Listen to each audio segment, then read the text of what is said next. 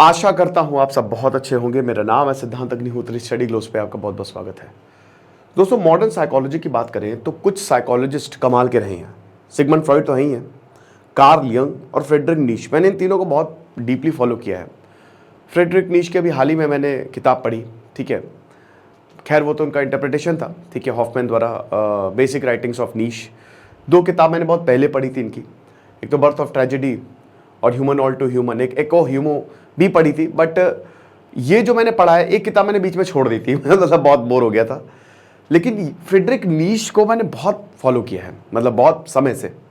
और ये एक ऐसे साइकोलॉजिस्ट हैं, अब ये डेफिनेटली स्टालिन, आपके हिटलर, ऐसा बोला जाता है कि इनके ऊपर जो हिटलर 60 लाख यहूदी मरे, इनसे प्रेरणा ली थी हिटलर ने, क्योंकि इनकी राइटिंग्स बहुत कुछ बताती है। बट देखिए, फ्रेडरिक नीश खुद बताते हैं कि भाई इंटरप्रिटेशन पे सब कुछ डिपेंड करता है। इंटरप्रिटेशन सच्चाई है ही नहीं। एक इंसान ने कुछ बोला, आपने कुछ इंटरप्रेट किया। मैंने बोला कि भाई देखो, मुझे खाना नहीं पसंद है, दाल चावल मुझे नहीं अच्छा लगता। अब इंटरप्रिटेशन इसके बहुत हो सकते हैं। कोई समझ लेगा कि अरे लो, भारतीय खानों से दाल उगाई जाती है भारत में, या मतलब यहां पे ज्यादा, तो तुमको भारतीय खानों से नफरत है, तुम तो एंटी नेशनल हो गए। तो इंटरप्रिटेशन पे सब कुछ डिपेंड करता है। अब हिटलर ने इंटरप्रेट कुछ किया तो उसमें वो क्या, वो समझे ही नहीं इनको, भगवान मर गया है, God is dead. The most famous quote of Friedrich Nietzsche जो इन्होंने किताबों में लिखा, अरे बाप रे, एको हिमो में तो एकदम गर्दा उड़ा दिया। तो हम बात करेंगे 5 ऐसी बातें जो आपको फॉलो करनी है फ्रेडरिक नीश की। मैं इनकी कहानी कई बार बता चुका हूं, ठीक है। 4 से 5 लेक्चर्स मैंने नीश पे लिए हैं। मैं सीधा इनकी बातों पे आऊंगा, ठीक है। तो साइकोलॉजी का हमने शानदार कोर्स एक लॉन्च किया है साइकोलॉजी को समझने के लिए। और मैनिपुलेशन, फ्रेडरिक नीश भी कहते थे कि अवॉइड बीइंग मैनिपुलेटेड। तो कैसे आप मैनिपुलेशन से बच सकते हैं, ये हम डार्क साइकोलॉजी में बताएंगे। 20 जुलाई से क्लासेस शुरू होगी। डार्क 40 कूपन कोड आपको यूज करना है। साइकोलॉजिस्ट डॉक्टर मयूरिका दास, जिनको 15 साल का एक्सपीरियंस है, वो आपको ये बताएंगे। बताना चाहता हूं दोस्तों कि जैसे ये कोर्स तो बहुत अच्छा है। आमतौर पे जो साइकोलॉजिस्ट के साथ सेशंस होते हैं वो बड़े महंगे होते हैं, ठीक है, बहुत ज़्यादा महंगे जाते हैं। और अगर आप लगातार ले रहे हैं तो आप समझिए कि वो 50-60 हज़ार गए। लेकिन हम बहुत ही कम प्राइस में सारी चीज़ आपको अवेलेबल करवाते हैं। मात्र 600 रुपये का ये कोर्स है। एक एक सेशन 2.5 घंटे का लाइव सेशन होंगे, मजा आ जाएगी आपको। तो डार्क 40 कूपन कोड आप जरूर यूज करें। ओके, चलो फ्रेडरिक नीश के बारे में शुरू करते हैं। तो सबसे पहले तो फ्रेडरिक नीश ने क्या बोला, ठीक है। जर्मनी से थे फ्रेडरिक नीश, बीच बीच में मैं बताता रहूंगा आपको, ठीक है, कि इनकी कहानी के भी बारे में, ऐसा नहीं है। और एक ताउम्र 55 साल की उम्र में मर गए और ताउम्र दुखी रहेगी, बहुत खुश नहीं रहे। इनका नर्वस ब्रेकडाउन हुआ, एक लड़की से बहुत ज्यादा प्यार करते थे, नहीं हुआ, शादी भी नहीं की, बड़ा मुश्किल सा जीवन रहा। लेकिन वही फ्रेडरिक नीश बोलते हैं कि लव योर सफरिंग्स, ठीक है, अपनी सफरिंग से प्यार करो। जितना ज्यादा तुम सफर करोगे उतना ही ऊपर उठोगे। टेंशन ना लो, सब अच्छा होगा। जब इंसान परेशान होता है, अब एक कंफर्ट जोन में तो आप रहोगे ही, बढ़िया स्लेव मेंटालिटी के पार्ट हो, कंफर्ट जोन में तो आप रहोगे, कोई दिक्कत नहीं है। लेकिन जब आप परेशान रहोगे ना, तब आपको कोई कुछ आपका बिगाड़ नहीं सकता। आगे जाके आपकी वो क्वालिटीज सामने आती हैं जो वॉरियर क्वालिटीज होती हैं, समझ रहे हो। क्योंकि परेशान होने पे इंसान, भाई इससे ज्यादा तो नीचे गिरेगा नहीं, बहुत ज्यादा परेशानी आती है, वो हर एक चीज से निपट सकता है और हर एक मुसीबत से पार पा सकता है। ये पहली चीज उन्होंने बोला कि ठीक है, इट्स ओके टू सफर। महान से महान इंसान जो है वो सफर हुआ है। नीश खुद इतना सफर हुए थे। हम उनके बारे में लोग गाथाएं गाते हैं, इतिहास लिखते हैं, जो परेशान होते हैं। क्योंकि वहां से अब्राहम लिंकन ताउम्र डिप्रेशन में रहे। लेकिन आज देखिए, उनकी बात अभी भी अमेरिका के सबसे महान राष्ट्रपति, दुनिया के सबसे महान राष्ट्रपति माने जाते हैं वो। ये चीज है। So love your sufferings, don't worry. Then उसके बाद उन्होंने बहुत इंपॉर्टेंट बात बोली थी कि become a super human, super human बनो, एक ऐसे इंसान जो समाज को बदल दे। ये कैसे बनेंगे? फ्रेडरिक नीश ने समाज को 2 में बांटा है। एक जो होते हैं आम लोग, एक मेंटोस जिंदगी और एक आम जिंदगी, ठीक है, आप ऐसा कह सकते हो। तो एक तो होता है जो जीनियस होते हैं।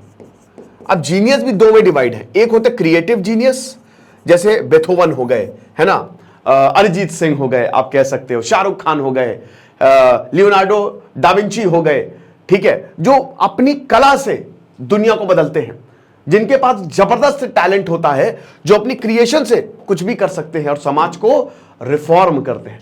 दूसरे होते हैं हिडन जीनियस।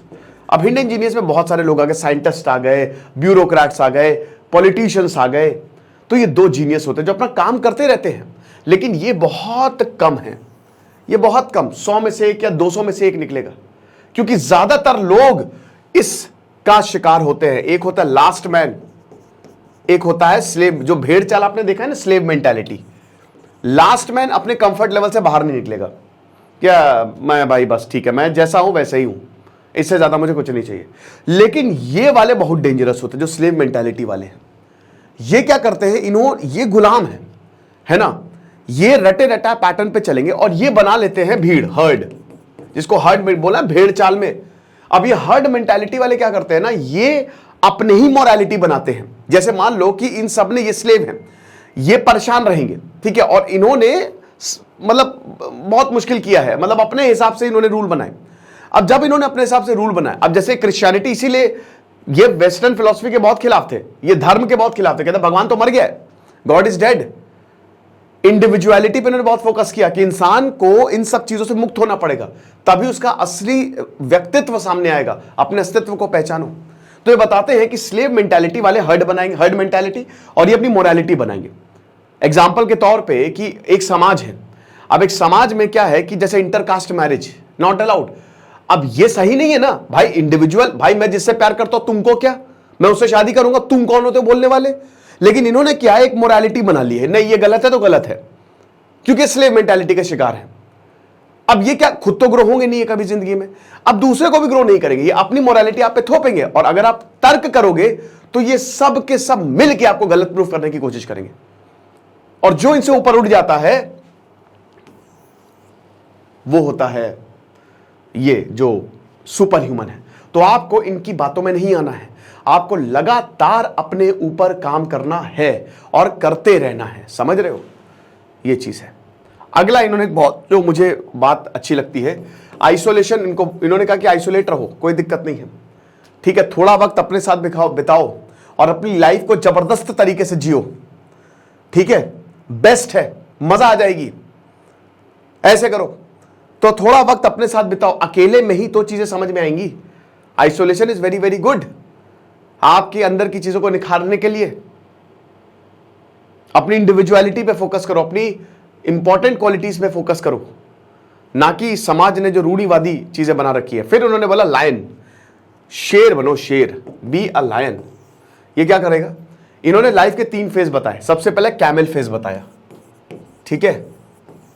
कैमल फेज होता है कि जब आप पूरी दुनिया की, मतलब हम एक कैमल है, अभी हम पूरी दुनिया की जिम्मेदारी उठाते रहते हैं, पूरी दुनिया हमारे ऊपर। आप देखिए कैसे होता है ये। एक इंसान का जीवन क्या है, एक आदमी का जीवन, कि आप 25 साल तक क्या करेंगे, मतलब पूरा यही जिम्मेदारियां उठाएंगे। उसके बाद 25 साल के बाद आप और जिम्मेदारियां उठाएंगे। आदमी 25 साल के बाद जो है ना, वो अपने लिए सोचना छोड़ देता है, उससे पहले भी वो अपने लिए नहीं सोचता है। समाज के बंधन की 12th करो अच्छे मार्क्स से, उसके बाद ग्रेजुएशन करो, लेकिन 25 साल के बाद वो इतनी जिम्मेदारियां ले लेता है, वो एक ऊंट हो जाता है, कैमल हो जाता है, कि जिम्मेदारी लेता जाता है वो, और आखिरी में उसको सुनने को मिलता है तुमने हमारे लिए किया ही क्या है। तो कैमल जो है, कैमल पे, अब कैमल ऐसे रेगिस्तान में चलता चला जा रहा है, उसका कोई अंत नहीं है, वो चल रहा है। जैसे हमने अपने साइकोलॉजिकल कोर्स में इस पे बहुत ज्यादा बात की है, जो हमारा ये डार्क साइकोलॉजी का कोर्स है, कि किस तरीके से आप इसी हर्ड मेंटालिटी से बाहर निकले, जो आपको इतना ज्यादा मैनिपुलेट कर रही है पूरा समाज, कैसे यहां से निकल जाए, वो क्या क्या ट्रिक्स हैं, समझ रहे हो। तो यहां पे आपको कोई किनारा नहीं दिख रहा है, और आपको अल्टीमेटली रियलाइज होता है कि भाई ये सब बकवास है, बेकार है, इससे कोई मतलब नहीं है सबका, ये चीज है। और फिर आप क्या करते हो, फिर आप लायन बनते हो। लेकिन जब आप शेर बनते हो तो शेर में भी सामने ड्रैगन होता है। ड्रैगन समाज है, ड्रैगन वो व्यवस्थाएं हैं जो आपको रोकती हैं, और उस ड्रैगन से आपको लड़ना है, उसको हराना है, और आप हराओगे और फिर आप एक बच्चे बन जाओगे। यानी कि तब आपके नए जीवन का जन्म होगा, और तब आप नए तरीके से शुरू करोगे, क्योंकि तब आप अपने लिए जियोगे। That's it. ये इन्होंने बातें बताई हैं, कमाल की बातें। फिर उसके बाद इन्होंने बोला कि अपनी अवेयरनेस बढ़ाओ, जितना हो सके अवेयरनेस, लाइफ को फर्स्ट हैंड एक्सपीरियंस करो, समझ रहे हो, कि कोई कुछ अगर तुमको लग रहा है, कुछ सुना, जाओ एक्सपीरियंस करो, लाइफ को फुल ऑन जियो। जिंदगी ना मिलेगी दोबारा, हालांकि सोल में बिलीव करते थे, ऐसा नहीं है, ठीक है। तो जिंदगी ना मिलेगी दोबारा, खूब जियो लाइफ को, कोई टेंशन नहीं है, मस्त जियो।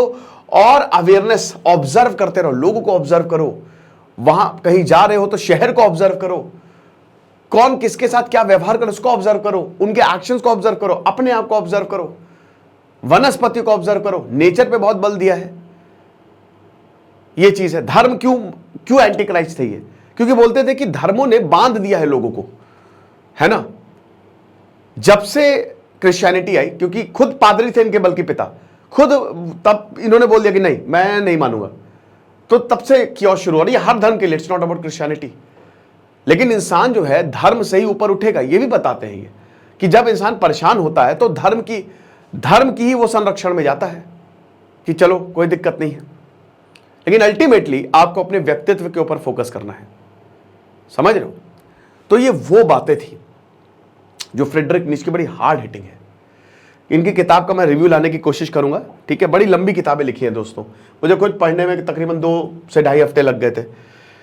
तो ओके, ये शानदार डार्क साइकोलॉजी का कोर्स, जबरदस्त कोर्स है, ठीक है।